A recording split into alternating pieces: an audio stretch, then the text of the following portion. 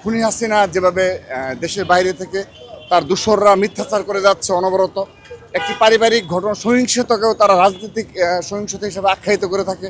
তো এটার প্রতি হয়তোবা তাদের যদি মিল থেকে থাকে তাদের বক্তব্যে, তাহলে এটি দুঃখজনক। নবীনদের প্রতি আমার অনেক অনেক শুভকামনা থাকবে এই কারণে যে ছাত্রদল দীর্ঘদিন লড়াই সংগ্রাম শেষে আজ এই পর্যায়ে এসেছে। আমরা আমাদের দায়িত্ব পালনকালীন সময়ে সবটুকু কাজ পুঙ্খানুপুঙ্খভাবে করতে পেরেছি আমি এটি বলবো না, কারণ অনেক বাস্তবতা ছিল। ছাত্রদলের সংগঠন একান্ত অভ্যন্তরীণ বিষয়, সেখানে কেউ যদি গুপ্তচর বৃত্তি করার ইচ্ছে থাকে এটি অনেকের আচরণে প্রকাশ পাচ্ছে। তো ছাত্রদলের কমিটি নিয়মতান্ত্রিকভাবে অতীতের ধারাবাহিকতায় নিয়মতান্ত্রিকভাবে যারা দীর্ঘদিন লড়াই সংগ্রাম করেছে তাদের বিষয়ে পার্টি মতামত দেবে ইনশাআল্লাহ।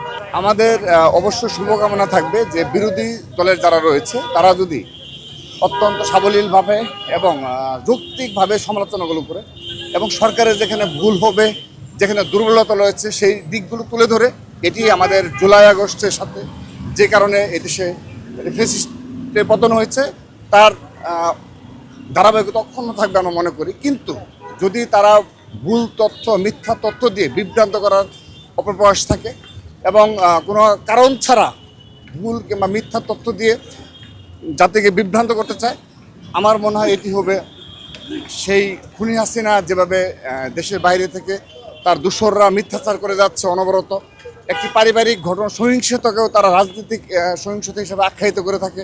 তো এটার প্রতি হয়তোবা তাদের যদি মিল থেকে থাকে তাদের বক্তব্যে, তাহলে এটি দুঃখজনক। নবীনদের প্রতি আমার অনেক অনেক শুভকামনা থাকবে এই কারণে যে ছাত্রদল দীর্ঘদিন লড়াই সংগ্রাম শেষে আজ এই পর্যায়ে এসেছে।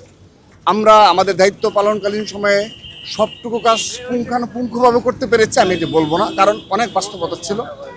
বিশেষ করে বিগত 15.5 বছরের বাস্তবতা এবং 1.5 বছরেও যে 15 বছরকে কাটিয়ে উঠতে পেরেছি সেরকম না। 1.5 বছর আরও বেশি মব হয়েছে, মিথ্যাচার হয়েছে, চরিত্র হরণ করা হয়েছে। ক্যাম্পাসগুলোতে ছাত্রদলকে কীভাবে বিতাড়িত করা যায় কিংবা সাধারণ শিক্ষার্থী থেকে বিচ্ছিন্ন করা যায় সেই প্রচেষ্টা চালানো হয়েছে। আমরা সব কিছুকে মোকাবেলা করেই আল্লাহর রহমতে একটি স্ট্রাকচার গঠন করতে সক্ষম হয়েছি। সেইখান থেকে নতুন কমিটি এসে তাকে আরও দ্বিগুণ রূপে, দ্বিগুণ শক্তিতে সাধারণ শিক্ষার্থীদের নিকট গ্রহণযোগ্য হিসাবে একটি ছাত্র দলকে উপস্থাপন করবে বলে আমি দৃঢ়ভাবে বিশ্বাস।